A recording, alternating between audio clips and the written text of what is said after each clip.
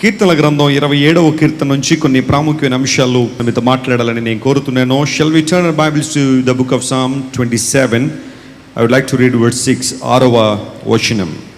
ఇప్పుడు నన్ను చుట్టుకొని ఉన్న నా శత్రువుల కంటే ఎత్తుగా నా తల ఎత్తబడును. మనం ఎప్పుడు తల దించుకుంటాం? పాపము మనిషికి అవమానాన్ని తీసుకొచ్చింది అని బైబిల్లో రాయబడింది. ఎప్పుడైతే మానవుడు తప్పు చేస్తాడో తలదించుకుంటాడు. తప్పు చేసినప్పుడు, ఆ తప్పులో దొరికిపోయినప్పుడు, రెడ్ హ్యాండెడ్గా పట్టబడినప్పుడు ఆ వ్యక్తి తలదించుకుంటాడు. ప్రతిరోజు కూడా టీవీ ఛానల్లో అప్పుడప్పుడు న్యూస్ చూస్తూ ఉంటే ఏసీబీ వారు దాడి చేశారు, ఎవరో అధికారిని పట్టుకున్నారు అని మనం టీవీలో చూస్తున్నప్పుడు ఆ పట్టబడిన అధికారులు ఎవరైతే ఉన్నారో, లంచం తీసుకుంటూ అవినీతిగా ఉన్న అధికారులు ఎవరైతే ఉన్నారో వారు ఆల్మోస్ట్ ప్రతిసారి తలదించుకునే కూర్చుంటారు. వాస్తవానికి వారు చదువుకున్న చదువును బట్టి తలెత్తుకుని బ్రతకాలి. వారికి ఉన్న స్థాయిని బట్టి, ఉద్యోగాన్ని బట్టి చాలా చక్కగా సమాజంలో జీవించాల్సిన వారు ఎందుకు తలదించుకున్నారంటే సమాజానికి చెడ్డ పేరు తీసుకొచ్చారు కనుక, వారు చేయకూడని పనులు చేశారు కనుక వారు తలదించుకున్న అనుభవాలు చాలా చూస్తున్నాం. నా చుట్టూ చాలామంది శత్రువులు ఉన్నారు, అయితే నా దేవుడు వారందరికంటే ఎత్తుగా నా తల ఎత్తాడని దావీదు తన జీవితంలో నుండి కొన్ని ప్రాముఖ్యమైన అంశాలు మాట్లాడుతున్నాడు. గత రాత్రి నేను దేవుని సన్నిధిలో ప్రార్థన చేస్తున్నప్పుడు దేవుడు నేర్పించిన కొన్ని పాఠాలు మీతో పంచుకోవాలని నేను కోరుతున్నాను. సమూయేలు మొదటి గ్రంథం 17వ అధ్యాయం దగ్గరికి వస్తే దావీదు తల ఎలా ఎత్తబడింది, దేవుడు దావీదుకు ఎలాంటి విజయాన్ని ఇచ్చాడో బైబిల్లో చాలా స్పష్టంగా మనం గమనించగలుగుతున్నాం. ఒక మాటలో చెప్పాలంటే దేవుని సన్నిధిలో దావీదు పొందుకున్న అఖండ విజయాన్ని గురించి అక్కడ రాయబడింది. David was one of the courageous people in the Bible. బైబిల్లో ఉన్న అనేక మంది ప్రజలలో దావీదు ధైర్యవంతుడిగా, ధైర్య సాహస కృత్యాలు జరిగించిన వాడిగా స్పష్టంగా మనం చూస్తున్నాం. బహుశా సమూయేలు మొదటి గ్రంథం 17వ అధ్యాయాన్ని ఇప్పటికి మీరు కొన్ని వేల సార్లు చదివి ఉండొచ్చు. ఎందుకోసం అంటే నేను కూడా కొన్ని వేల సార్లు చదివాను. నాకు బైబిల్లో చాలా ఇష్టమైన చాప్టర్స్లో ఈ చాప్టర్ కూడా ఒకటి.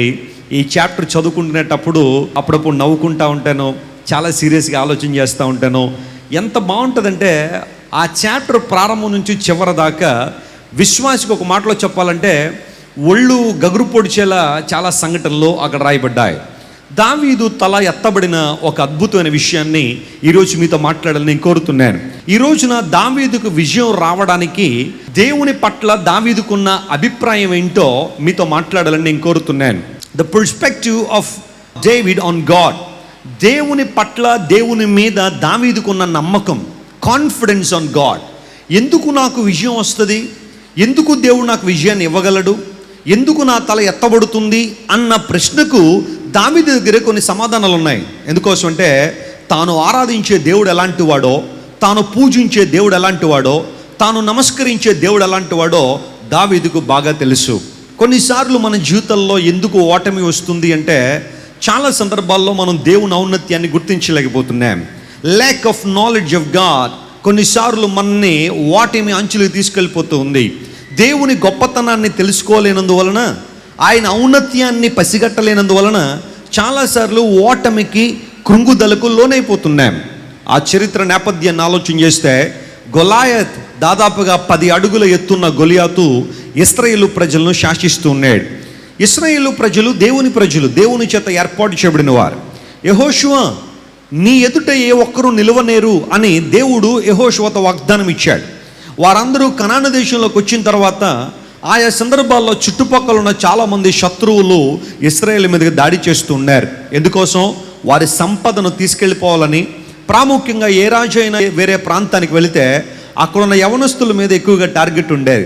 ఎందుకోసం అంటే యవనస్తులు బలంగా పనిచేస్తారు, వారికి ఉన్న జ్ఞానంతో దేశాన్ని అభివృద్ధి చేయొచ్చు, వారికి ఉన్న పొటెన్షియల్ ఏదైతే ఉందో దానితో దేశాన్ని అభివృద్ధి చేయొచ్చని వచ్చిన ప్రతి రాజు ఆ దేశం మీదకి దండెత్తడం, అందులో ఉన్న యవనస్తుల్ని కట్టగట్టి తీసుకెళ్ళిపోవడం.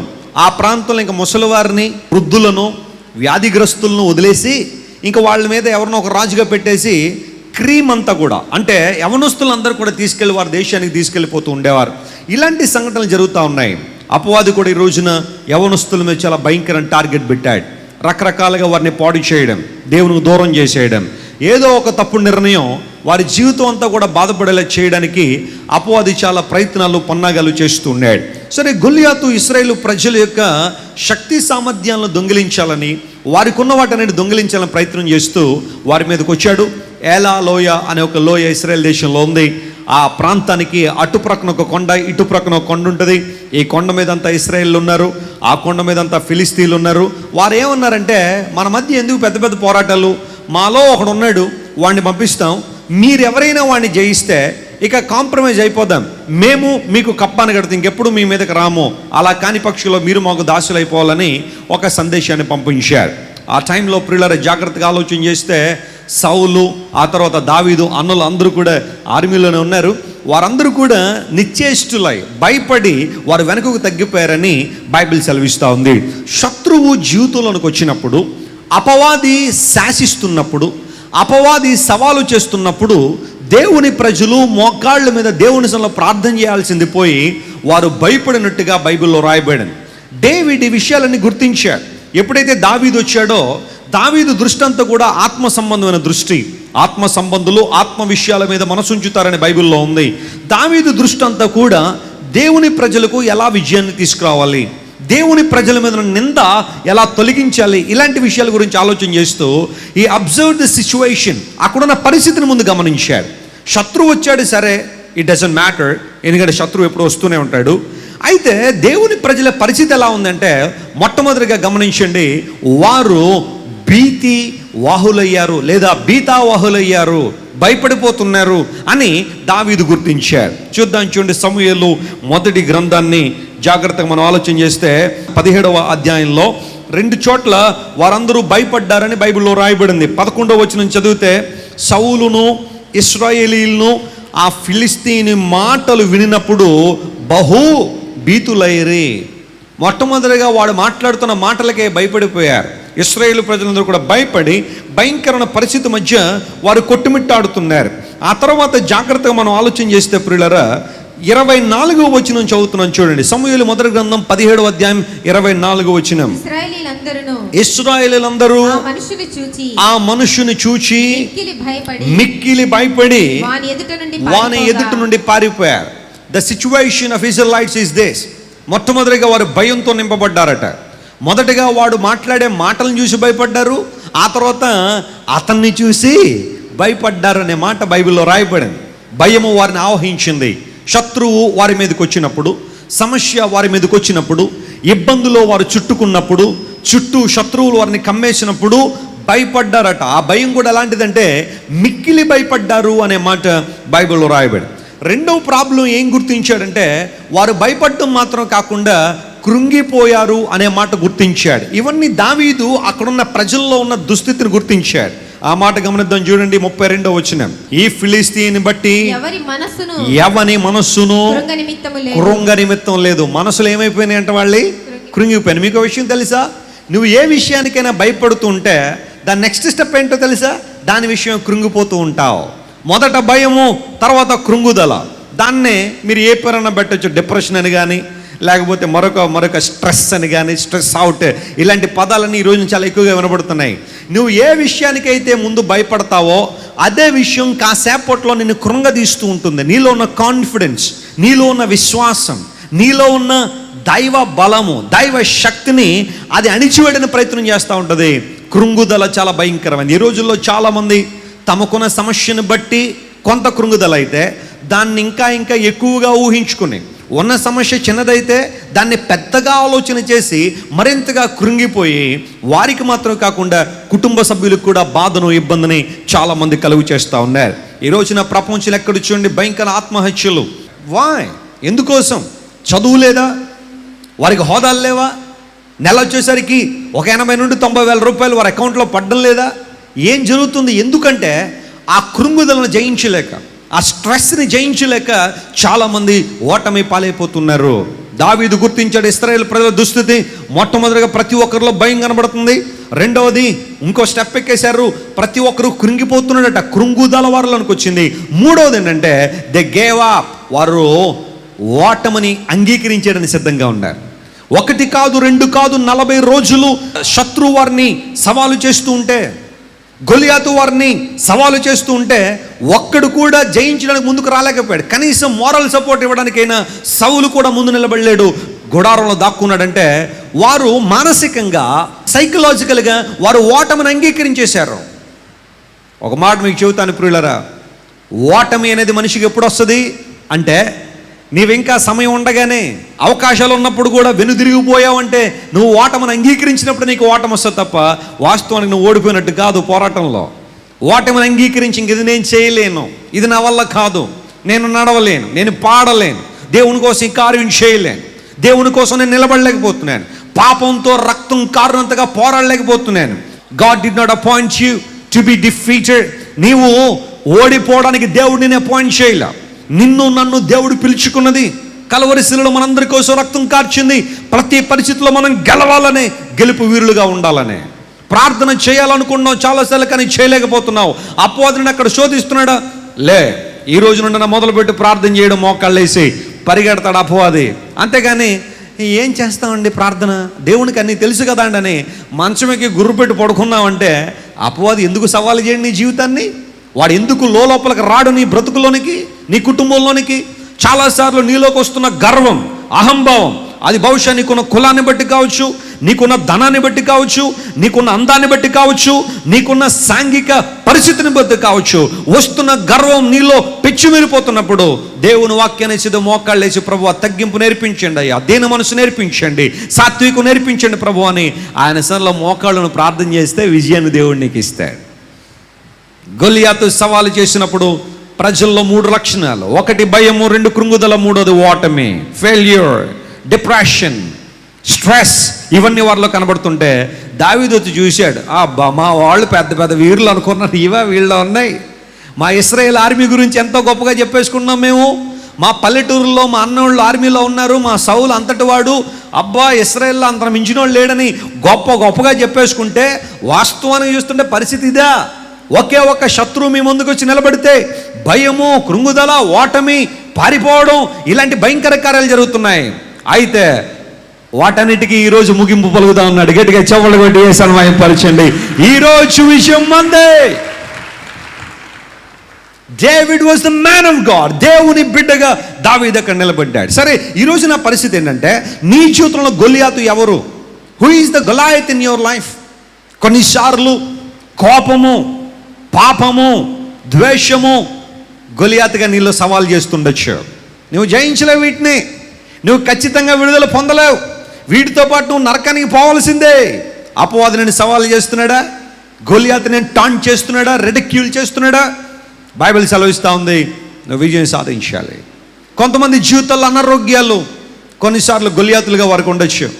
దేవుని కోసం ఏదో ఒకటి చేద్దాం అనుకుంటున్న శరీరం సహకరించినందువలన, రోగాలు పట్టి పీడించడం ద్వారా ప్రభు సన్నిధికి వచ్చేద్దాం అనుకుంటావు, ఏదో రోగం పట్టి పీడిస్తూ ఉంది. ఒకవేళ దేవుని కోసం ఏదో కార్యం చేద్దాం అనుకుంటున్నావు, ఏదో అనారోగ్యం నిన్ను పట్టి పీడిస్తూ ఉంది. రోగాలు, వ్యాధులు బహుశా నీ జీవితంలో గొలియాతులుగా ఉన్నాయేమో. నువ్వు ఊహించిన శ్రమలు, ఇబ్బందులు కొన్నిసార్లు గొలియాతులుగా నీ జీవితంలో సవాలు చేస్తున్నాయేమో. బైబిల్ సెలవిస్తూ ఉంది, దావీదు కంకణం కట్టుకున్నాడు, వీడి సంగతి ఈరోజు తేల్చేసిందే, గొలియాతుని ఈరోజు పడగొట్టాల్సిందే. గొలియాతు నా జీవితంలో ఉండడానికి వీల్లేదు, నా ప్రజల ముందు నిలబడడానికి వీల్లేదు, దేవుడు నాకు అఖండ విజయాన్ని దయచేయాల్సిందే. దావీదు పట్టుదల కలిగి గొలియాతు మీద విజయం సాధించడానికి ముందుకొచ్చాడు. ఇప్పుడు ఎప్పుడైతే దావీదు విజయం సాధించడానికి ముందుకొచ్చాడో, అతనికి వచ్చే ప్రతికూల పరిస్థితులు ఏంటో చెప్పమంటారా? గమనించండి. మొట్టమొదటిగా జరిగిన విషయం ఏంటి అంటే, గొలియాతు దావీదును రిడిక్యూల్ చేయక ముందే దావీదు సొంత అన్నయ్య, చెప్పండి ఎవరతను? సొంత సహోదరుడే ఏలియాబు దగ్గరికి పిలిచాడు దావీదుని. ఏంట్రా, ఏం చేస్తున్నావు నువ్వు? గొలియాతో పోరాడుతావు నువ్వు, నీ సైజ్ ఎంత, వాడి సైజ్ ఎంత?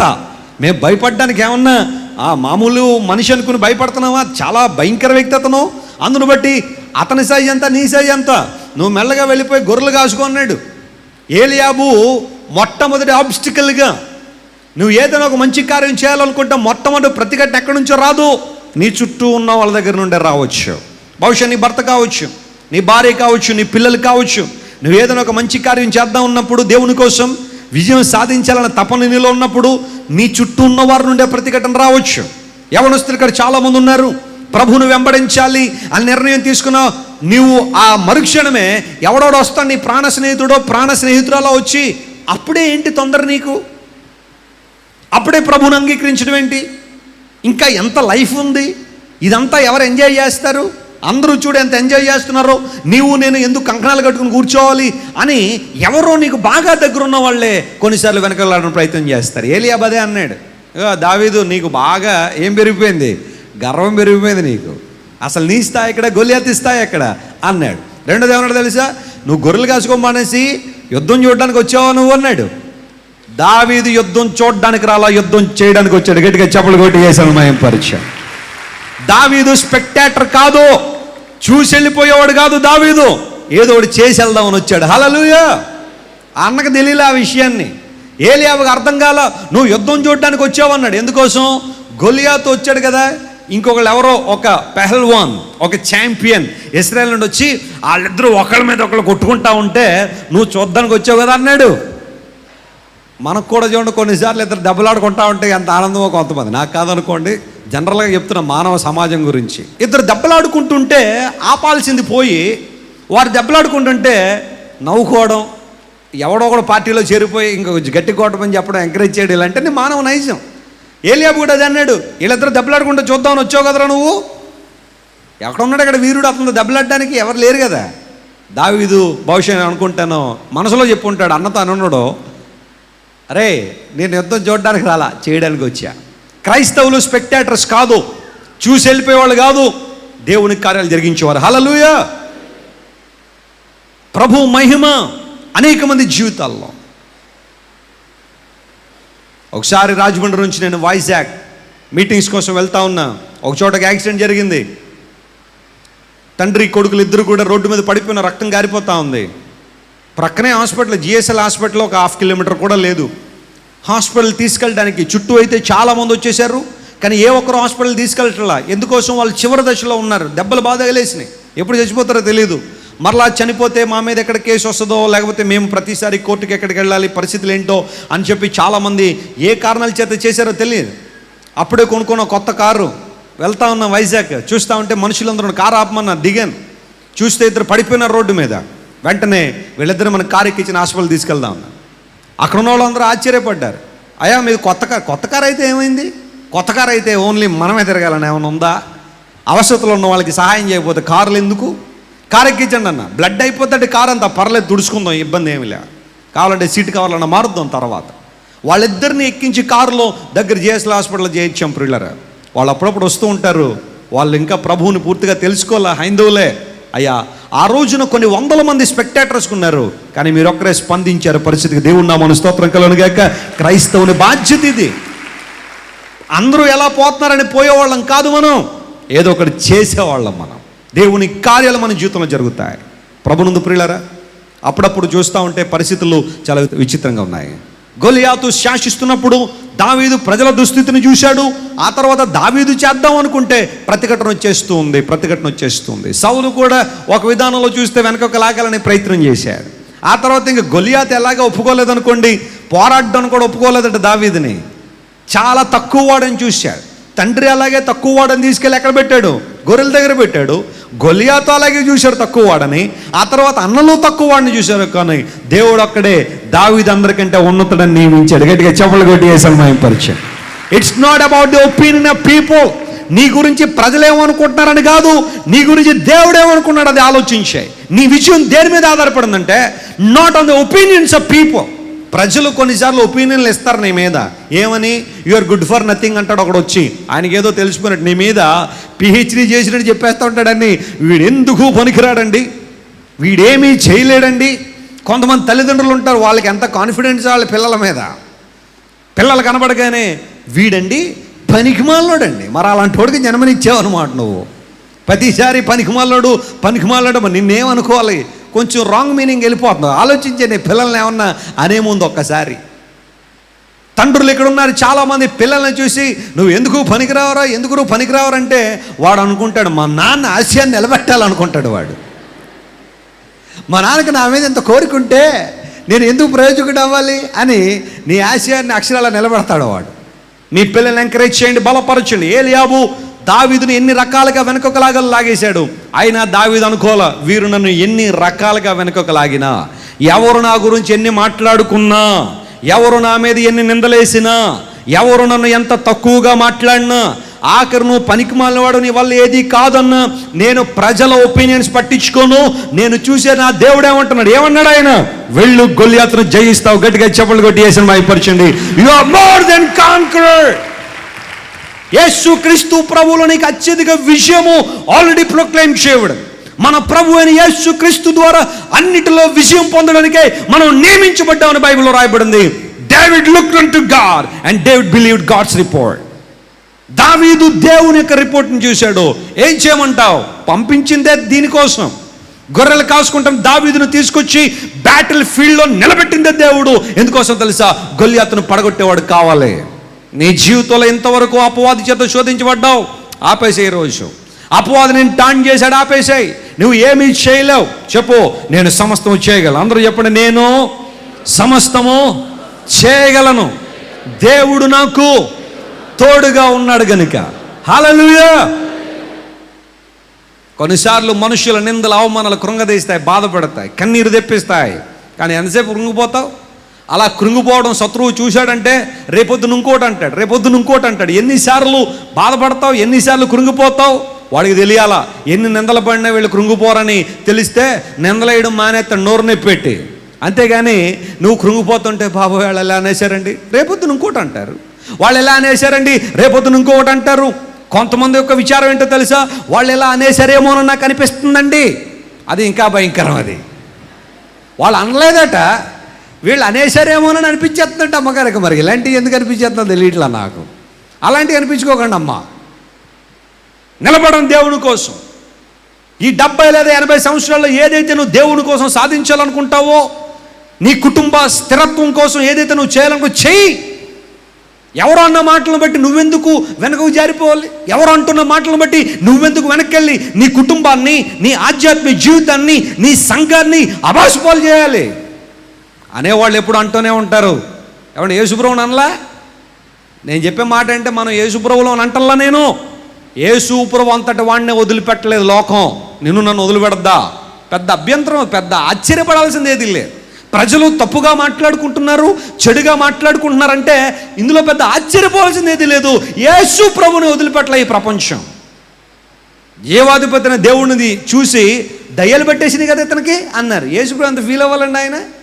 అసలు ఉన్న దయ్యాలను వెళ్ళగొట్టడానికి మనుషుల హృదయాల్లో, మనసుల్లో, తలంపుల్లో, ఆలోచనల్లో, మనిషి మెదడులో, మస్తిష్కంలో ఉండిపోయిన దయ్యాలని బయట తీయాలని వేసే వస్తే, అలాంటి ప్రభువును పట్టుకుని ఏమన్నారు, దయ్యాలు పట్టేసినాడు అన్నారు. బాధపడలా వేసే? బాధపడలా. ఆయన ఏదైతే చేయాలనుకున్నా అది చేశాడు. ఆయన యొక్క లక్ష్య సాధనకు, ఆయన చేయాలనుకున్న ఆ గొప్ప కార్యానికి ఏ ఒక్క నింద, ఏ అవమానం కూడా అడ్డు రాలేదు అనే వాస్తవాన్ని మీరు గుర్తించాలి. నిలబడు దేవుని కోసం. ఏదైతే సాధించాలనుకున్న సాధించడానికి నిలబడు.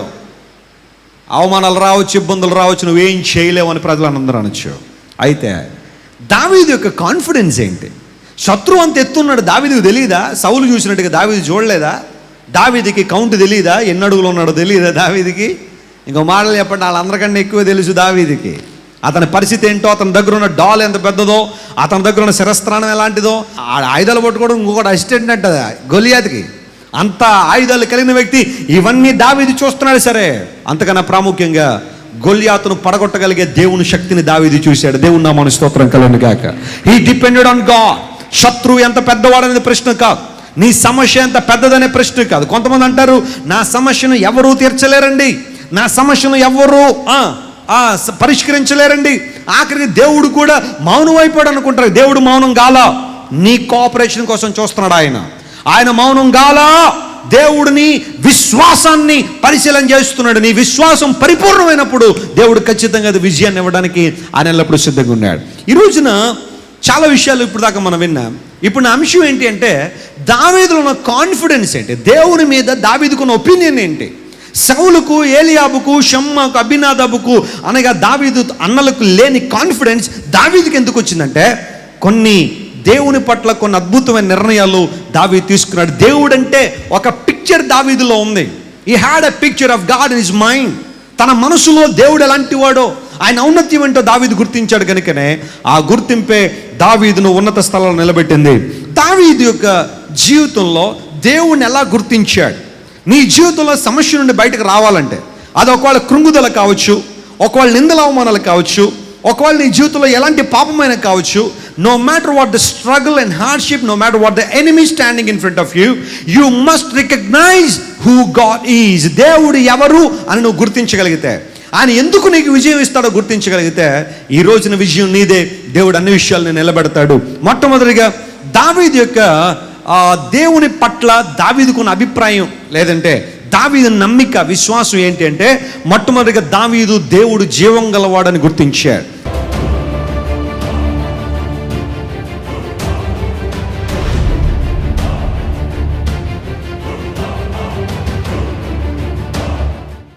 ఆ మాట చూద్దాం, చూడండి. సమూయేలు మొదటి గ్రంథం 17వ అధ్యాయం 26వ వచనం చదువుతున్నాను. 1 Samuel chapter 17 and verse 26. దావీదు జీవముగల దేవుని సైన్యములను తిరస్కరించుటకు ఈ సున్నతి లేని ఫిలిస్తీయుడు ఎంతటి వాడు. దావీదుకున్న కాన్ఫిడెన్స్ ఎవరి మీద ఉంది? దేవుని మీద. దేవుడు ఎలాంటి వాడు అంటే, దావీదు చెబుతున్నాడు, నేను ఎవరినైతే ఆరాధన చేస్తున్నానో, ఏ దేవుని దగ్గర ప్రణమిల్లుతున్నానో, ఏ దేవుని దగ్గర మోకాళ్ళుని ఆరాధన చేస్తున్నానో, ఆ దేవుడు జీవం గలవాడు. హల్లెలూయా. దావీదు నమ్మకం ఇదే, దావీదు కాన్ఫిడెన్స్ ఇదే. Since my God is the living God, గొలియాతుని ఖచ్చితంగా నేను చేయగలను. I can get victory over Goliath. Yesu Kristu ప్రభు సజీవుడు గనుక. మీరు ఆ మాట రాసుకోవాలి ఎక్కడైనా. యేసు ప్రభు సజీవుడు గనుక ఆయనకు అసాధ్యమైనది ఏది లేదు. ఒకవేళ మృతమైన దేవుడు అయితే ఈరోజు జాన్ వెస్లీ ఇక్కడ ఉండేవాడు కాదు. యేసు ప్రభు కేవలం మృతమైన వాడైతే ఇంతమంది దేవుడిని ఆరాధించాల్సిన అవసరం లేదు. ప్రపంచంలో ఎన్ని కోట్ల మంది యేసు ప్రభు అభిమానులుగా ఆరాధకులుగా ఉండాల్సిన అవసరం లేదు. యేసు ప్రభు సజీవుడు గనుకనే. ఎస్, ఎప్పుడైనా సమస్య వచ్చిందా, ఇబ్బంది వచ్చిందా, కృంగుదల వచ్చిందా, ఓటం పాలైపోతున్నావా, అయ్యా ఇంకా ఓటం అంచుని దాకా వచ్చేసానని అనుకుంటున్నావా? నమ్ము దేవుని బిడ్డ, నీ దేవుడు సజీవుడని. దావీదు గుర్తించడేమో తెలుసా? ఈ ఫిలిస్తీయుడు మూగ విగ్రహాలను ఆరాధన చేస్తాడు. ఫిలిస్తీయులు 3 దేవతలను ఆరాధన చేస్తారు. వాళ్ళు ఆ 3 దేవతలు కూడా కల్పించబడిన వారు. ఫిలిస్తీయులు తమ చేతులతో చేసుకున్నవారు, తమకు కావలసినట్టుగా మలుచుకున్నవారు. ఈ ఫిలిస్తీయుడు మూగ విగ్రహాలను ఆరాధన చేసే వాడికి అంత కాన్ఫిడెన్స్ ఉంటే, జీవంగా దేవుడిని ఆరాధించిన నాకు ఇంకెంత కాన్ఫిడెన్స్ ఉండాలి. గట్టిగా చెప్పులు కొట్టి చేసాను భయంపరచు. మూగ విగ్రహాలు ఆరాధన చేస్తున్న ప్రజలకి అంతంత ధైర్యాలు ఉంటే, వారు అంతగా సక్సెస్ సాధిస్తూ ఉంటే, జీవంగల దేవుణ్ణి వెంబడిస్తున్న నేను, జీవంగల దేవుణ్ణి ఆరాధిస్తున్న నేను ఇంకెంతగా విజయం సాధించాలి. ఈ నమ్మిక నీలో ఉంటే, ఈ కాన్ఫిడెన్స్ నీలో ఉంటే ఖచ్చితంగా విజయం సాధించే జీవితంలో. నువ్వు ఆరాధించేది జీవంగల దేవుడు. ఎవరి సన్నిధిలో అయితే ఇప్పుడు నువ్వు కూర్చున్నావో, ఎవరి సన్నిధికైతే నీ పనులన్నీ ప్రక్కన పెట్టి ఉదయాన్నే లేచి కొంచెం ప్రయాసైన ఇబ్బంది అయినా వచ్చి ఇక్కడ కూర్చున్నావో, కొన్ని గంటల సమయం ఎవరికైతే కేటాయిస్తున్నావో, నీ కష్టార్జితంలో భాగం ఎవరికైతే ఇస్తున్నావో, నీ కాన్ఫిడెన్స్, నీ నమ్మిక, నీ విశ్వాసం ఎవరి మీదైతే ఉంచావో, ఆయన భ్రమ కాదు, మాయ కాదు, ఇల్యూషన్ కాదు. ఆ దేవుడు సజీవుడు, ప్రజల గుండెల్లో నివసించేవాడు. హల్లెలూయా. దేవదేవుడు సజీవుడు కనుకనే ఆయన మన హృదయాల్లో నివసించేవాడు. He dwells in the human heart. మానవ మనస్సులో జీవించడానికి ఇష్టపడుతున్న దేవుడు. ప్రియ దేవుని బిడ్డ, ఒకవేళ కృంగిపోయి ఉన్నావా? అన్న, నా జీవితంలోకి చివరి పాయింట్కి వచ్చేసానన్న, ఏ విధ నిరీక్షణ నాకు లేదు. ఎన్ని రకాలుగా ఒక మనిషి ఓడిపోవాలి, అన్ని రకాలుగా ఓడిపోయాను. నిరీక్షణ లేక, ఆనందం లేక, కుటుంబంతో అల్లకల్లోలంగా అస్తవ్యస్తంగా మారిపోయి జీవిస్తున్నాను. నాకు ఎవరు సహాయం చేస్తారు? ఆన్సర్ రాసుకో. జీవంగల దేవుడు సహాయం చేస్తాడు. ఆయన సజీవుడు కనుక దేవుని జీవితంలో మేలు చేస్తాడు. యేసు ప్రభు మరణాన్ని జయించి తిరిగి లేచిన తర్వాత అక్కడ రాయబడిన కొన్ని మాటలు మీతో నేను మాట్లాడాలని కోరుతున్నాను. చూడండి, మత్తయి సువార్త 28:10. యేసు, భయపడకుడి, మీరు వెళ్ళి నా సహోదరులు వారక్కడ నన్ను చూతురని వారికి తెలపండి. యేసు ప్రభుని కన్నులారా చూస్తారని చెప్పండి వాళ్ళకి. యేసు ప్రభు డెడ్ బాడీని చూడడం కాదు, ఆయన మృతదేహాన్ని కాదు వారు చూసేది, స్వయంగా నన్నే చూస్తారు అని వారికి చెప్పండి. That's the message. ఈ రోజున యేసు ప్రభు సజీవుడు అనడానికి యెరూషలేములో ఆయన సమాధి ఒక అద్భుతమైన నిదర్శనంగా కనబడతా ఉంది. బైబిల్ వండర్స్ కార్యక్రమంలో ప్రశ్నలు జవాబులు అనే కార్యక్రమాన్ని ప్రారంభించాం. చాలా ప్రశ్నలు సమాధానాలు ఇస్తా ఉన్నా. ఒకవేళ మీరు యూట్యూబ్ చూసే అలవాటు ఉంటే అందులో యంగ్ హోలీ టీమ్ అని మీరు టైప్ చేస్తే అవన్నీ వస్తున్నాయి. ఈ రోజుల్లో యేసు ప్రభు సమాధి కాశ్మీర్లో ఉందని కొంతమంది వాదిస్తూ ఉన్నారు. హజరత్ యూస్ అసూఫ్ అనే ఒక మహమ్మదీయ ప్రవక్త సమాధి చూపించి ఇదే యేసు ప్రభు సమాధి అంటున్నారు చాలామంది. యేసు ప్రభు సమాధి కాశ్మీర్లో లేదమ్మా, పొరపాటు వెళ్ళారు కనుక అక్కడికి రాళ్ళేస్తారు మేమేద, గొడవలు జరుగుతున్నాయి అక్కడ. యేసు ప్రభు సమాధి కాశ్మీర్లో లే, యేసు ప్రభు సమాధి జపాన్లో లేదు, యేసు ప్రభు సమాధి ఇంగ్లాండ్లో లేదు. యేసు ప్రభు ఖాళీ సమాధి ఎక్కడుంది? యెరూషలేములో ఉంది. ఆయన మరణాన్ని జయించి తిరిగి లేచాడనడానికి గొప్ప నిదర్శనదే. సజీవుడు గనుక ఇశ్రాయేలు గొలియాతును చూసి భయపడ్డారు. యేసు క్రీస్తు ప్రభు ఒక పునరుత్థానం భయపడదనే సందేశాన్ని ఇచ్చింది. వారు కలవరపడ్డారు. యేసు ప్రభు పునరుత్థాన సందేశం కలవరపడద్దని చెప్పింది. యేసు క్రీస్తు ప్రభు మరణాన్ని జయించి తిరిగి లేచాడు కనుక ఇక ఓటమి పాలయ్యే పరిస్థితులు లేవు. గెలుపు బాటలో ప్రతి ఒక్కరు ముందుకు కొనసాగాల్సిందే. యేసు ప్రభు జీవం గలవాడు. ఆయన నీలో నాలో జీవిస్తున్నాడు. ఆయన సదాకాలం బ్రతికేవాడు. ఆయన ఒక బొమ్మ కాదు, విగ్రహం కాదు, దేవదేవుడు, సజీవుడు, మానవుని గుండెల్లో హృదయాల్లో నివసించడానికి ఇష్టపడుతున్నాడు కనుక యేసు ప్రభు సజీవుడు కనుక ఖచ్చితంగా నీకు అన్ని విషయాల్లో విజయాన్ని ఇస్తాడు. Victory is yours since Jesus is alive. Yesu ప్రభు సజీవుడు కనుక ఆయన నీ జీవితంలో మేలు చేస్తాడు. ఆత్మకార్యాలు జరిగించేవాడు ఆయన. అనేక మంది రోజుల్లో దేవుని యొక్క గొప్పతనాన్ని తెలియక ఇంకా లోకసన విషయాల్లో ముందుకు సాగిపోతారు. కానీ యేసు ప్రభు యొక్క మంచితనాన్ని, ఆయన గొప్పతనాన్ని మనం ఎలా తెలుసుకోగలమంటే యేసు ప్రభు మరణాన్ని జయించి తిరిగి లేచాడు అనే విషయాన్ని ప్రియులారా. మార్కు సువార్త 16వ అధ్యాయం 6వ వచనం చదువుతున్నాను. అందుకు అతడు కలవరపడకుడి. మత్తయి సువార్తలో ప్రభు స్వయంగా మాట్లాడుతూ భయపడకుడి అన్నాడు. ఇక్కడ మరొక మెసేజ్ ఏంటి అనమాట? ఈ రెండు ఇశ్రాయేల్లో ఉన్నాయా లేదా? గొలియాతు ముందు ఉన్నప్పుడు ఆ రెండు ఉన్నాయా లేదా వారిలో? మొట్టమొదటిగా భయము, రెండోది కృంగుదల, కలవరము. అందును బట్టి యేసు ప్రభు పునరుత్థానం ప్రపంచానికి ఇస్తున్న సందేశం. అందుకతడు కలవరపడకుడి, సిలువ వేయబడిన నజరేయుడగు యేసును మీరు వెతుకుచున్నారు, ఆయన లేచి ఉన్నాడు, ఇక్కడ లేడు, ఆయన ఉంచిన స్థలము చూడుడి అని ఉంది. ఎస్, యేసు ప్రభు మరణాన్ని జయించింది, ఆయన ఇక్కడ లేడు.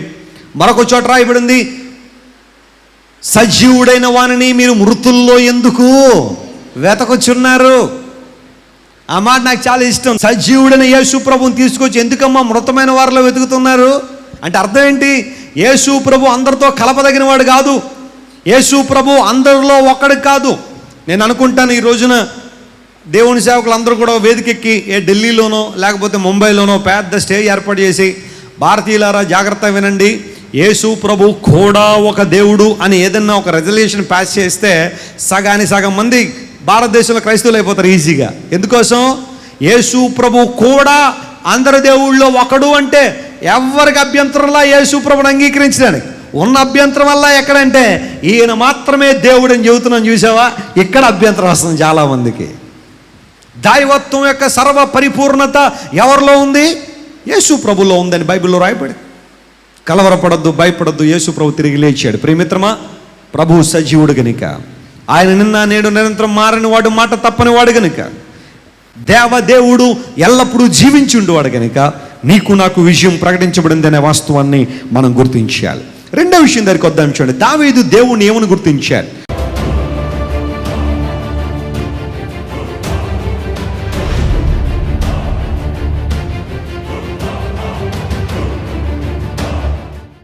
మొట్టమొదటిగా దేవుడు సజీవుడని గుర్తించాడు.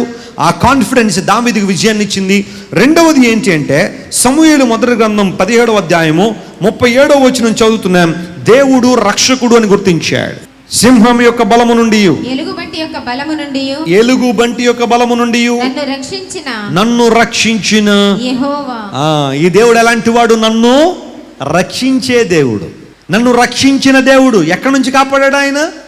సింహము యొక్క బలము నుండి. ఆ తర్వాత ఎలుగుబంటి బలము నుండి నన్ను రక్షించిన దేవుడు. David had a confidence on God that God is the deliverer and he is the saviour, he is the rescuer. Yesukreestu ప్రభు రెస్క్యూ చేస్తాడని, బలపరుస్తాడని, విడుదల చేస్తాడని నమ్మాడు కనుకనే దావీదు విజయాన్ని సాధించాడు. దావీదు గొర్రెలు మేపుతున్నాడు బెత్లెహేం పొలాల్లో. ఈ లోపల ఒక్కసారి ఆ గొర్రెల మీద పడి ఒక సింహం ఒక గొర్రె పిల్లని తీసుకుని వెళ్ళిపోతూ ఉంది. ఆ టైంలో మనం ఉంటే ఏమనుకుంటాం? సింహం గొర్రె పిల్లని తీసుకెళ్ళిపోతున్నా ఒకటే కదా, పర్లేదులే అనుకుంటాం మనమైతే. ఉన్నాయి మిగతా పర్లేదు అనుకుంటా. కానీ దావీదు ఒక్కదాన్ని కూడా పోగొట్టుకోవడానికి ఇష్టపడలా. He had a concern for his flock. తనకున్న గొర్రెలను బట్టి బాధ్యత కలిగి ఉన్నాడు. ఒక్కడు కూడా పోవడం ఇష్టంలా. యేసయ్య కూడా అదే అన్నాడు, ఒక్క పాపి రక్షణ పొందడం నాకు చాలా ఇష్టం అన్నాడు ఆయన. They had a concern for even single person, even a single thing. ప్రతి చిన్న విషయానికి కూడా జాగ్రత్త కలిగి ఉన్నారు. గాంధీ గారు ఒకసారి వెతుకుతున్నాడు ఇంట్లో. వెతుకుతుంటే ఎవరో వచ్చి అన్నారంటే, గాంధీ గారు ఏం వెతుకుతున్నారంటే చిన్న పెన్సిల్ మొక్క పోయిందంట అంది. ఆ పెన్సిల్ కోసం వెతుకుతున్నాడు ఆయన. ఎవరో అన్నారు, గాంధీ గారు మీకు కావాలంటే 10 పెన్సిళ్ళు క్యామ్లిన్ పెన్సిల్ పట్టుకొస్తాం, ఎందుకంటే ఆ చిన్న పెన్సిల్ కోసం. నా లక్షణం అది కాదయ్యా. ఆ దాన్ని పోగొట్టుకోవడం నాకు ఇష్టం లేదు. దాన్ని వెతకాలి, అది తిరిగి సంపాదించుకోవాలి. నువ్వు 10 ఏటి నేనే కొనుక్కోగలను 10 పెన్సిళ్ళు, కానీ ఎందుకు పోయింది ఎక్కడ పోయింది తెలియాలిగా, దాన్ని వెతకాలని చెప్పి వెతకడం ప్రారంభించాడు గాంధీ గారు. చిన్న చిన్న విషయాల్లో చాలా జాగ్రత్తగా ఉండేవాడు, పెద్ద విషయాల్లో కూడా జాగ్రత్తగా ఉంటాడని బైబిల్లో రాయబడి. ఒక్క గొర్రె పిల్ల కూడా పోవడం ఇష్టంలా పరిగెత్తాడు సింహం వెనకాల. ఏమండి సింహం ఏమన్నా చిన్న విషయం అండి? అలాంటి సింహం గొర్రెపిల్లని తీసుకెళ్తా ఉంటే పరిగెత్తాడు, వెళ్ళాడు, సింహాన్ని చీల్చేసి గొర్రెపిల్లని ఏం చేశాడట? కాపాడాడు. ఆ తర్వాత ఎలుగుబంటి వచ్చిందట. ఎలుగుబంటి వస్తే కూడా ఏం చేశాడు? ఎన్నిసార్లు పోరాడతామండి? మొన్నే కదా సింహంతో పోరాడడం, ఇంక అసమానం పోరాడమేనా? రేపొద్దున ఇంకో తోడేలు వస్తుంది, ఇంక పోరాడమైన పరిస్థితి అనుకోలే దావీదు. ఎన్నిసార్లు వచ్చినా పర్ల పోరాడడం నేర్చుకున్నాడు. నేను అనుకుంటాను దావీదుకి ట్రైనింగ్ అది. దేవుడు అరణ్యంలో పెట్టి ట్రైనింగ్ ఇస్తున్నాడు ఎవరికి? దావీదు. కారణం ఏంటో తెలుసా? నేడో రేపో దావీదుని ఎవరిని? గొల్యాతుని జయించాల. 6 మూరల జానడు గొల్యాతును జయించాలంటే దావీదుకి ట్రైనింగ్ ఇచ్చాడు దేవుడు. ఈ 2 విషయాల్లో ఎంత కాన్ఫిడెన్స్ వచ్చిందంటే, అసలు నా సైజ్ ఎంత, నా వెయిట్ ఎంత, సింహం ఎంత, నేను జయించానంటే ఇది నా వల్ల కాదు. ఎవరు చేశారు ఈ కార్యం? దేవుడు చేశాడు. ఆ కాన్ఫిడెన్స్ ఇక్కడ ఉపయోగపడింది. అదే చెబుతున్నాడు. దావీదు తన గత జీవితాన్ని మర్చిపోలా, దేవుడు తన చేసిన మేళ్లను మర్చిపోలా, కృతజ్ఞుడిగా ఉన్నాడు. మనస్ఫూర్తిగా దేవుని ఆరాధిస్తున్నారు. పలానా సందర్భంలో దేవుడు నాకు మేలు చేశాడండి, అప్పుడు చేసిన దేవుడు ఇప్పుడు ఎందుకు చేయడు? That's the confidence of David. 3 సంవత్సరాలతో నా భయంకర వ్యాధి వస్తే వ్యాధి నుండి దేవుడు నన్ను విడిపించాడు, ఇప్పుడు ఎందుకు విడిపించాడు? ఆయన చేస్తాడు. ఆయన 10 సంవత్సరాల క్రితం అప్పుల పాలైపోతే దేవుడు నన్ను పైకి లేవనెత్తాడు. అప్పటికన్నా ఇప్పుడు చాలా చిన్న చిన్నయే దేవుడు నన్ను బయ తీసుకురాలేడా? గతంలో దేవుడు చేసిన మేళ్ళు, ఉపకారాలు, నీ పట్ల ఆయన ఎంతంత గొప్ప కార్యాలు జరిగించాడో, ఎన్నిసార్లు ప్రమాదాలు కలగకుండా నేను కాపాడాడు, ఎన్నిసార్లు మృత్యు బారిన పడకుండా దేవుడు నిన్ను మరణ పంచు నుండి బయటికి లాగాడు, ఎన్నిసార్లు ఐసీయూలో పడకుండా దేవుడిని కాపాడాడు. జ్ఞాపకం చేసుకో. Those things will give you confidence. దేవుని పట్ల మరింత కాన్ఫిడెన్స్ ఎప్పుడు వస్తుందో తెలుసా? మన హృదయం కృతజ్ఞతతో నింపబడినప్పుడు. దేవుని నామం స్తోత్రం చెప్పండి. హల్లెలూయా. నమ్మాడు దేవుణ్ణి. ఏమండి సింహం నోటి నుండి విడిపించాడండి, ఎలుగుబంటి నుంచి విడిపించాడు నన్ను, ఇతని నుంచి విడిపించలేడా? ఉందా నీలో కాన్ఫిడెన్స్? నాలో ఉంది. నా దేవుడు ఎన్నో కార్యాలు, ఎన్నో గొప్ప గొప్ప కార్యాలు నా జీవితంలో. మీకు మాట చెప్పనా? జాన్ వెస్లీకి అడగకుండానే దేవుడు చాలా గొప్ప కార్యాలు జరిగించాడు. ప్రపంచాన్ని దీవెనకరంగా చేశాడు. హల్లెలూయా. ఈరోజు అనేక మంది ఎక్కడికి వెళ్తుంటే అక్కడన్నా మీ మెసేజ్ల ద్వారా దేవుడు మాతో మాట్లాడుతున్నాడు. లైవ్ చూడడం ద్వారా చాలా విషయాలు మేము తెలుసుకుంటున్నాం, బలపడుతున్నాం. కృంగిపోయిన మమ్మల్ని దేవుడు లేవనెత్తుతాడని ఎంతోమంది సాక్ష్యాలు చెబుతుంటే నేను అనుకుంటాను, నా ఆస్తి అదే. దేవుని కోసం సంపాదిస్తున్న ఆత్మలు ఎవరైతే ఉన్నారో, ఆత్మల సంపాదన, దేవుని కార్యాలు స్పష్టంగా జరుగుతాయి. కాన్ఫిడెన్స్. యెహోవా నన్ను రక్షించాడు. Yes, our God is a saviour. నిన్ను నన్ను రక్షించడానికి యేసు ప్రభు లోకానికి వచ్చాడు. తన ప్రజలను వారి పాపముల నుండి విడిపించును గనుక ఆయనకి ఏమని పేరు పెడతారు? యేసు అనే పేరు పెట్టండి. యేసు అనే మాటకు, శబ్దానికి అర్థం ఏంటి? రక్షకుడు. యేసు క్రీస్తు ప్రభు మనందరినీ రక్షించాలని, రక్షణ ఉజ్జీవాన్ని మనకివ్వాలని లోకానికి వచ్చాడు. యేసు ప్రభు రక్షకుడని అనేక సార్లు బైబిల్లో చాలా స్పష్టంగా రాయబడింది. కారణం ఏంటంటే ఆయన మనల్ని అన్ని విషయాల్లో కాపాడు. పాపము నుండి, శాపము నుండి, నిత్య నరకము నుండి, భయంకరమైన అపరాధ భావం నుండి, భయంకరమైన ఇన్ఫీరియారిటీ కాంప్లెక్స్ నుండి, ఇలాంటి నెగిటివ్ థింకింగ్ నుండి యేసు ప్రభువును రక్షించాలనే, కాపాడాలనే ఆయన ఈ లోకానికి వచ్చాడు. అదే ఆయన ఉద్దేశం. రెస్క్యూ టీమ్స్ ఉంటారు కొంతమంది, అక్కడక్కడ చిక్కుపోయిన వారిని, మంటల్లో ఇరుక్కుపోయిన వారిని కాపాడుతుంటారు. వాళ్ళు ఎంత ధైర్య సాహసాలు కలిగి ఉంటారంటే, మంటల్లో ఇరుక్కుపోయిన వాడి దగ్గరికి వాళ్ళు వెళ్ళిపోయి తీసుకొస్తుంటారు బయటికి. అలా తీసుకురావచ్చు వచ్చినప్పుడు ఆ వ్యక్తి కాపాడబడతాడు. యేసు ప్రభు ఎందుకు ఈ లోకానికి వచ్చాడు మానవాకారంలో? ఆయన మనిషి ఏ రకమైన సమస్యల్లో, ఇబ్బందుల్లో, పాపాల్లో ఉన్నాడు. ఇదే పాప ప్రపంచంలోనికి యేసు ప్రభు వచ్చి మనం బయటికి లాగడానికి వచ్చాడు తప్ప ఆయన మనతో కలిసిపోవడానికి రాలా. చాలామంది ఈ లోకానికి మేము దేవుళ్ళు, లేకపోతే మా వాళ్ళైనా అవుతాయి అన్న వాళ్ళు లోకంలోకి వచ్చి లోకస్తుల కంటే దారుణంగా పాడైపోయారు. పాపం చేయడంలో వాళ్ళు మించిన వారు లేకుండా పోయారు. కానీ యేసు ప్రభు అలాంటి వాడు కాదు, ఆయన ప్రత్యేకమైనడు. గట్టిగా చెప్పులు కొట్టి యేసుని మహిమపరచండి. My Jesus is unique. ఆయన పాపంలో చేరక ఎలా ఉన్నాడు? ఆయన ప్రత్యేకంగా ఉండువాడు. ఆయన రక్షకుడు, నిన్ను భక్షించేవాడు కా. అందును బట్టే యేసు ప్రభు ఎప్పుడు కూడా నువ్వు అవి పట్టుకొచ్చి ఈ పట్టుకొచ్చి అని అడగలా, నేను నీకోసం సమస్తం ఇచ్చాను చూడన్నాడు ఆయన. అందును బట్టే లోకంలో చాలా మతాలు ఉన్నాయి.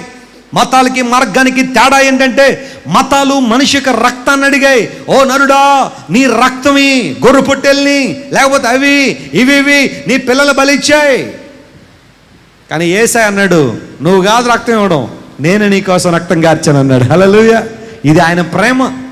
యేసు ప్రభు మనల్ని ప్రేమించాడు కాబట్టే రక్షక నామధేయంతో ఈ లోకానికి వచ్చి మళ్ళందరినీ కూడా రక్షించాడు. The moment when you confess your sin, repent for your sins. నీ పాపంతో పశ్చాత్తాపడి యేసయ్య పాపాన్ని ఒప్పుకుంటావో, నువ్వు ఎంత ఘోర పాపివైనా, ఎంత భయంకర కార్యాలు ఇంతకు ముందు చేసున్నా, నీ మీదున్న అపరాధ భావాన్ని, ఆ దోషాన్ని, పాప స్వభావాన్ని దేవుడు తీసేసి నూతనమైన విజయాన్ని నీకు ఇస్తాడు. ఆయన రక్షించేవాడు. యేసు ప్రభు రక్షకుడు, దేవుడు రక్షకుడు గుర్తించాడు దావీదు. ఆ కాన్ఫిడెన్స్ దావీదుకు విజయాన్ని ఇచ్చింది. మూడో మాట దగ్గరికి వస్తున్నా చూడండి.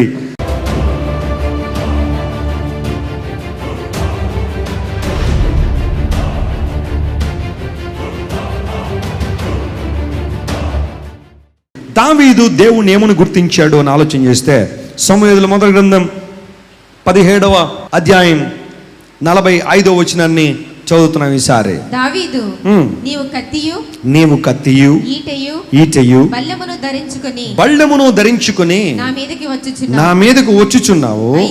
అయితే నువ్వు ఎవరినైతే తిరస్కరిస్తున్నావో ఇశ్రాయేలీల సైన్యములకు అధిపతియగు యెహోవా పేరట. మూడవ కాన్ఫిడెన్స్ ఏంటో తెలుసా? నా దేవుడు సైన్యములకు అధిపతి. ఈ మాట చదువుతుంటే నాకు ఎంత ధైర్యం వస్తుందంటే, నా దేవుడి దగ్గర ఎంత సైన్యం ఉందా అని. మన భారతదేశంలో కూడా సైన్యం ఉన్నారు. ఆర్మీ, నేవీ, ఎయిర్ ఫోర్స్ పిలుస్తూ ఉన్నాం. ఈ సైన్యం దేశాన్ని కాపాడడానికి అహర్నిశలో ప్రయత్నం చేస్తున్నారు. మన చర్చ్లో కూడా కొంతమంది ఆర్మీలో పనిచేసే వాళ్ళు ఉన్నారు, పనిచేసి వచ్చేసిన వాళ్ళు కూడా ఉన్నారు. ఆర్మీ అనగా దేశాన్ని కాపాడడానికి చాలా ప్రయత్నాలు చేస్తూ ఉన్నారు. మన భారతదేశ బడ్జెట్లో ప్రతి ఏటా 4,600 కోట్ల రూపాయలు ఓన్లీ సైన్యం కోసం ఖర్చు పెడుతున్నారు. భారతదేశ జాతీయోత్పత్తులు మనకు వస్తున్న ఆదాయంలో 4,600 కోట్ల రూపాయలు కేవలం ఆర్మీ కోసం. మన యొక్క ప్రభుత్వం వారు డిఫెన్స్ రంగంలో ఆ ధనాన్ని పెడుతూ ఉన్నారు. ఎందుకోసం అంత డబ్బు ఎందుకు ఖర్చు పెట్టాలి అంటే, ఆ సైనికుల్ని వారు తర్ఫీదు చేస్తున్నారు. ఎప్పుడైనా యుద్ధం వచ్చినా, ఒకవేళ ఎప్పుడైనా పోరాడాల్సిన పరిస్థితి వచ్చినా, సాంఘిక శక్తులు, విద్రోహ శక్తులు పెరిగిపోయినా, మావోయిస్టులు పెరిగిపోయినా, ఇలాంటి వారి పరిస్థితుల్లో కొన్నిసార్లు ఆ సెంట్రల్ గవర్నమెంట్ నుంచి పారామిలిటరీ ఇలాంటి అందరూ వచ్చి కొంచెం కార్యాలు జరిగిస్తూ ఉంటారు. ప్రతి ఏటా కొన్ని కోట్ల రూపాయలు భారతదేశం ఖర్చు పెడుతున్న సైన్యం మీద. అమెరికన్ సైన్యం అయితే ఇంక చెప్పక్కర్లేదు. వాళ్ళు సుమారుగా 6 లక్షల కోట్ల రూపాయలు ప్రతి సంవత్సరం ఖర్చు పెడతారంట. వాళ్ళ సైన్యం కోసం 6 లక్షల కోట్ల రూపాయలు. అంత డబ్బు అమెరికన్ సైన్యం కోసం. అందును బట్టే ప్రపంచంలో ఎక్కడైనా భయంకర కార్యాలు జరిగితే ముందు దిగేది అమెరికన్ సైనికులే. వాళ్ళు చేసే పనులు సాదాసీదాగా ఉండవు. మనం మామూలుగా మంచి రోడ్డు మీద పరిగెట్టాలంటేనే ఎక్కడి నుంచి అక్కడ దాకా పరిగెత్తగానే అమ్మో అయ్యి బాబోయ్ నాకు వాటర్ ఇవ్వండి అని చెప్పి అరగంట సేపు రెస్ట్ తీసుకుంటున్నా కానీ మళ్ళీ కొంచెం పరిగెత్తలేము. కానీ అమెరికన్స్ దగ్గర సీల్స్ కమాండర్స్ ఉంటారు. వారు బురదలో కూడా 1:30 కిలోమీటర్లు పరిగెడతారంట. వాళ్ళు అంటే వాళ్ళ బలం చూడండి. బురదలో మనం అడుగు తీసి అడుగు వేయలేం. బాగా చిక్కగా ఉన్న బురద అయితే ఉంటుందో దానిలో మనం అడుగు తీసి అడుగు వేయడానికే చాలా కష్టమైతే, వాళ్ళు అలాంటి బురదలో కూడా 1:30 కిలోమీటర్లు పరిగెడతారంట. వాళ్ళు ప్రపంచంలో ఎక్కడ ఏది దొరికితే తినేయడానికి రెడీ. వాళ్ళు ఒకవేళ ఎడారుల్లో యుద్ధం చేయాల్సి వస్తే ఎడారుల్లో చికెన్ బిర్యానీ అందించేవాళ్ళు ఉండరు, లేకపోతే ప్రాన్ బిర్యానీ ఇచ్చేవాళ్ళు ఉండరు. వాళ్ళకి ఏం దొరికితే అవి తినే సర్వైవ్ అవ్వాలి. అందులో బట్టి ఎడారిలో అప్పుడప్పుడు చిన్న చిన్న పాములు అవి తిరుగుతూ ఉంటే తలకాయ కట్ చేసి దాని బ్లడ్ కూడా సక్ చేసి దాంతో అలా గడిపేస్తుంటారట వాళ్ళు. అంటే అంత వెల్ ట్రైన్డ్ పీపుల్ వాళ్ళు. ఎక్కడైనా పరిస్థితుల్లో ఓ భయంకరమైన చలిలో అయినా, విస్తారమైన ఎండలోనైనా, వానల్లోనైనా, బురదలోనైనా, ఎక్కడైనా పోరాట పట్టుమను కనుపరిచే సీల్స్ కమాండర్స్ అమెరికాకు ఉన్నారు. ఇలా చెప్పుకుంటూ పోతుంటే ప్రతి దేశానికి సైన్యం ఉంది, ప్రపంచంలో ప్రతి దేశానికి సైన్యం ఉంది. వీటితో పాటుగా యుఎన్ ఉంది, యుఎన్కి కూడా సైన్యం ఉంటుంది, నాటో దళాలు ఉన్నాయి. ఇవన్నీ కూడా ప్రపంచంలో అన్ని దేశాల నుండి సైనికులను కలిపి ఇంకో సైన్యం చేశారు. వీళ్ళు ప్రపంచ శాంతి కోసం ప్రయాసపడుతుంటారు, నాటో దళాలు. ఇవన్నీ కూడా మనకు తెలుసు. అయితే దేవుడికి కూడా సైన్యం ఉందట. ఆ సైన్యం ఎలా ఉండుంటుంది? ఏంటి ఆయనకున్న సైన్యం? The lord of host. దాని హిబ్రూ భాషలో జెహోవా సాబోత్ అంటారు. జెహోవా సాబోత్ అనగా సైన్యములకు అధిపతి. ఆర్మీ అన్నాడు ఇంకొక మాటలో, ద లార్డ్ ఆఫ్ ఆర్మీస్ అన్నాడు. ఆయన చేతిలో ఉన్న సైన్యం ఏంటి చెప్పండి? దేవుని చేత చేయబడిన దూతలే ఆయన సైన్యము. గట్టిగా చెప్పలు కొట్టి ఏసమయం పరిచయం. సృష్టి దేవుని సైన్యం. దేవుని చేత్తో చేయబడి సృష్టి అంతా ఎవరి సైన్యం? అది దేవుని సైన్యమే. కొన్నిసార్లు దేవుడు సృష్టిని ఉపయోగించుకుంటూ ఉంటాడు మనిషికి బుద్ధి చెప్పడానికి. అవునంటారా కాదంటారా? ఫరో అన్నాడు దేవుడు ఎవరో అన్నాడు. తెలీదా నాయనా దేవుడు ఎవరో? చెప్పుకోనా నా గురించి నేను అన్నాడు. మోషే ద్వారా చెబుతుంటే వినలేగా నువ్వు, డైరెక్ట్గా రంగంలో దిగన అన్నాడు. యెహోవా ఎవడన్నాడు? ఫరో గర్వంతో కళ్ళు మూసిపోయి ఉంటే వెళ్ళండి సైన్యమా అన్నాడు దేవుడు. వచ్చేసింది సైన్యం అంతా. ఏ రూపంలో? కప్పలో. చెప్పండి, ఫ్రాగ్స్ వచ్చేసినాయట. కాబట్టి మీరు ఎప్పుడైనా ఊహించారా మన ఇంటి నిండా కప్పలు ఉంటే ఎలా ఉంటుంది పరిస్థితి? ఒక్క కప్ప ఉంటేనే లోపలికి వెళ్ళరు స్త్రీలు, అంత ధైర్యవంతులు చాలామంది ఉన్నారు. లోపల కప్ప ఉందే, బయటకు వచ్చేదాకా నేను లోపలికి వెళ్ళను, బొద్దింక ఉంది కిచెన్లో నేను వెళ్ళను అనే ధైర్యవంతులు ఎంతమంది లేరంటాడు స్త్రీలు. కప్పలు, ఇంటి నిండా కప్పలు, ఒంటి నిండా కప్పలు, మంచాల నిండా కప్పలు, బిందుల నిండా, కూరల నిండా కప్పలు. మొత్తం ఐగుప్తు దేశం అంతా అన్ని కప్పలు ఎక్కడ నుండి వచ్చినాయి? ఫరో అనుకుని ఉంటాడు నా దేశంలో ఇన్ని కప్పలు ఉన్నాయా? ఎన్నైనా రప్పించగలడు దేవుడు. ఆయన మాటకేమన్నా తిరుగు ఉందండి? ఇప్పుడు కప్పలన్నీ వచ్చాయి కానీ మళ్ళీ వచ్చాడు మోషే తట్టుకోలేకపోతాం, కప్పలు కొంచెం వేడుకో అనగానే మళ్ళీ దేవుడు అన్ని విత్డ్రా చేసుకున్నాడు. ఇప్పుడు మళ్ళీ అంటాడు ఎందాడు సర్దాగా అన్న దేవుడు ఎక్కడ ఉన్నాడు అన్నాడు. మరలా ఇంకో సైన్యం వెళ్ళన్నాడు, వచ్చేసిన ఈగల సైన్యం. చెప్పండి ఏంటది? ఈగలు ఈమని తిరుగుతూ ఉంటే ఫరోకి ఏం చేయాలి అర్థం అవట్లా. ఫరో ఏంటంటే ఐగుప్తు నిండా ఈగలు దాడి చేస్తే గుంపులు గుంపులుగా తట్టుకోలేకపోయాడు. మరలా వచ్చన్నాడు దేవుని సల మోషే ఐఎమ్ సో సారీ, మీ దేవుడు చెప్పే విత్డ్రా చేసుకోమని చేశాడు. మళ్ళా వచ్చి అంటాడు దేవుడు ఎవరు అన్నాడు. సైన్యమా వెళ్ళన్నాడు. ఈసారి పేలు వచ్చినాయట. చెప్పండి ఏమొచ్చినాయి? ఓ డజన్ పేలుంటేనే స్త్రీలు పాపం వాళ్ళు పడే బాధలో. పాపం అందరిలో ఉన్నప్పుడు కూడా గోక్కోలని ఉంటుంది కానీ బాగోదని చెప్పి బాత్రూమ్కి వెళ్ళొస్తానని చెప్పి అక్కడికి వెళ్ళి శుభ్రంగా గోక్కొని ప్రతిరోజు అదేదో దువ్వున పేలు దువ్వున ఇంటికి ఎవరో చుట్టాలు వస్తారు. పిన్ని గారు బాగున్నారా? వెళ్ళరా కాసేపు బాగున్నాను కానీ వెళ్ళరా కొంచెం పేలు చూసి పెట్టమ్మా. స్త్రీలకి పురుషులు, కొంతమంది పురుషులు కూడా ఉంటాయనుకోండి పేలు.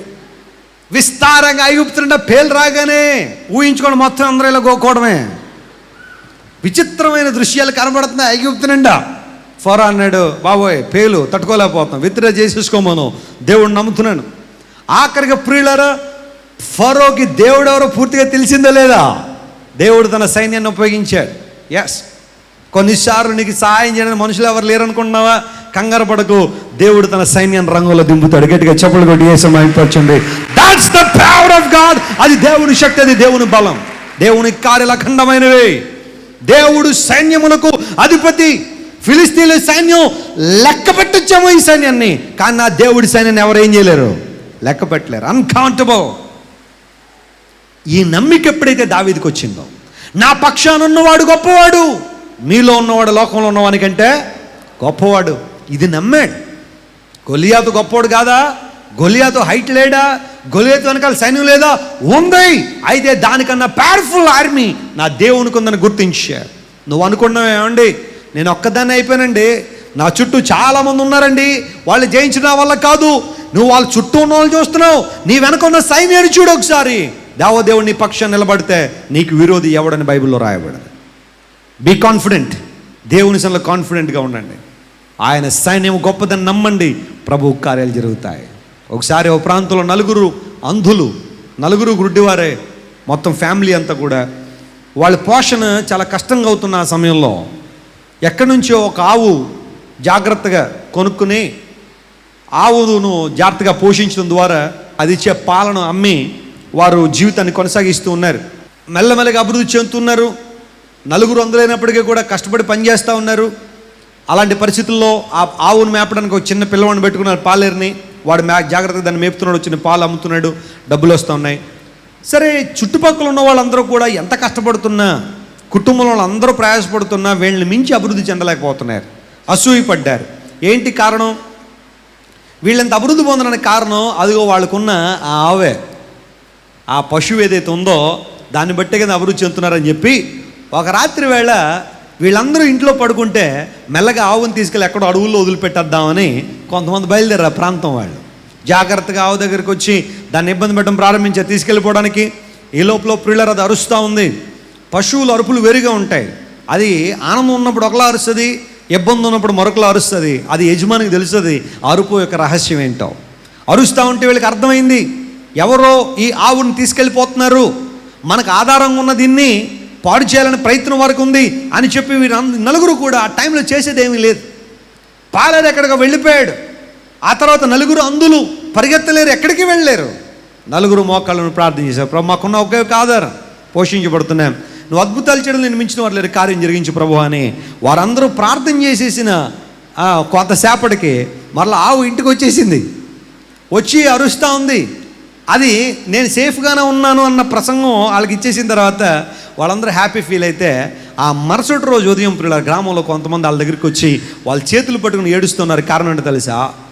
ఈ ఆవును తీసుకెళ్తా ఉన్నారు ఏదో విధానంలో, దీన్ని ఎక్కడో వదిలిపెట్టి వచ్చేద్దామని. వీళ్ళు ఇక్కడ ప్రార్థన చేస్తున్న మధ్యలో ఏమైందో తెలియదు, ఒక్కసారి విదిలించుకుని. అప్పుడప్పుడు మీరు టీవీలో ఫుట్బాల్ చూసారా ఎప్పుడైనా? ఫుట్బాల్ అనే ఆట వస్తూ ఉంటుంది. ఒక 20 మంది ఓ బాల్ మధ్యలో పెట్టి తంతా ఉంటారు దాన్ని. ఆ రోజు ఆవు ఫుట్బాల్ ఆడేసుకుందంట. ఎవరిని?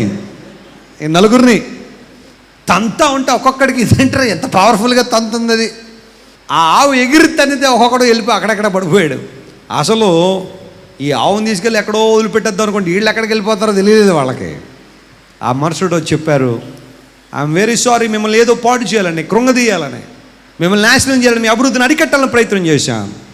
దేవుడు ఆ రాత్రి ఆవును కూడా ఉపయోగించుకున్నాడు. దేవుని నామం స్తోత్రం చెప్పండి, హల్లెలూయా. ఎస్, దేవునికి అసాధ్యం ఏది లేదు. ఆయన సహాయం నీ దగ్గరికి రావాలి అంటే నమ్ము, నీ దేవుడు సైన్యాలకు అధిపతి అని నమ్ము. దావీదు 3 విషయాలు నమ్మాడు. చెప్పండి. 1, దేవుడిని ఏమని గుర్తించాడు? జీవం గలవాడని గుర్తించాడు. 2, ఆయన రక్షకుడని గుర్తించాడు. 3వది, ఆయన సైన్యములకు అధిపతి. కళ్ళు మూసుకోండి, ప్రార్థన చేసుకుందాం.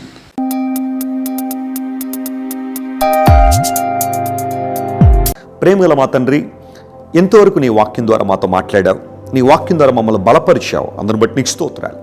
ఈ కార్యక్రమాన్ని ఎంతమంది అయితే వీక్షిస్తున్నారో వారందరి జీవితాల్లో నీకున్న ప్రణాళికలను బట్టి నీకు స్తోత్రాలు. భూమి కంటే ఆకాశం ఎంత ఉన్నతంగా ఉందో మా పట్ల నీకున్న ప్రణాళికలు కూడా అంతే ఉన్నతమైనవని నీ వాక్యం సెలవిస్తూ ఉంది. ప్రభువా, ఉన్నతమైన నీ ప్రణాళికలో ప్రతి ఒక్కరి జీవితం నెరవేర్చండి. అపవాదిక ప్రతి తంత్రాన్ని, దురాత్మిక ప్రతి కార్యాన్ని యేసు నామములో బంధిస్తున్నాను ప్రభువా. నూతన కార్యములు మా ప్రియులు చూచినట్లు నీవే గొప్ప కార్యాలు జరిగించండి. ఎవరైతే అనారోగ్యంతో ఉన్నారో స్వస్థతనివ్వండి, విడుదల లేని వారికి విడుదల ప్రసాదించండి. నిరాశ నిస్పృహలో శాంతి సమాధానం లేక ఎవరైతే ఉన్నారో ఇప్పుడే నీ సమాధానపు ఆత్మ వారి మీద కృమ్మరించమని వేడుకుంటున్నాను. శాపగ్రస్తమైన అనుభవాల్లో నరకప్రాయంగా మారిపోయిన కుటుంబాలను ఎవరైతే కలిగి ఉన్నారో యేసు నామములో వారిని ఆశీర్వాద పదను నడిపించమని కోరుతున్నాం ప్రభు. ఎవరైతే నీ సన్నిధి నుండి ఒక అద్భుతమైన మేలు కోసం ప్రార్థన చేస్తున్నారో, ఒక కార్యం జరగాలని పట్టుదలగా ప్రార్థన చేస్తున్నారో యేసు నామములో వారి గొప్ప విజయాన్ని మీరు చేకూర్చండి. అన్ని విషయాల్లో మీరు తోడుగుండండి. నీ ప్రజల పక్షాన నీకున్న ప్రతి మంచి ఆలోచన బట్టి నీకు స్తోత్రాలు, ఘనత, మహిమ నీకే చెల్లిస్తున్నాను. ఈ కార్యక్రమాన్ని స్పాన్సర్ చేసిన మా ప్రియులను ప్రత్యేక మీరు ఆశీర్వదించండి. కోట్లాది మంది నీ వాక్యాన్ని వినడానికి వారిచ్చిన సహకారాన్ని మీరు గుర్తించి 100 అంతల ప్రతిఫలం వరకు దయచేసి నామను మహిమపరచుకునండి. మేము ఎక్కడున్నా నీ మహిమార్థం వాడబడినట్లు మీరే సహాయం చేయండి. కుటుంబాలను ఆశీర్వాదకరంగా మీరు మార్చండి.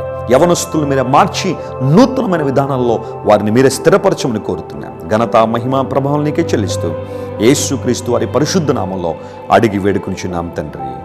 ఆమేన్. మీ ప్రార్థనా అవసరతలకు మరియు కానుకలు పంపుటకు మా చిరునామా జాన్ వెస్లీ అంతర్జాతీయ పరిచర్యలు 57-2-11 మల్లికార్జున నగర్, రాజమండ్రి 533105. మా ఫోన్ నెంబర్లు 9003333555 మరియు 9618111888. మా వెబ్సైట్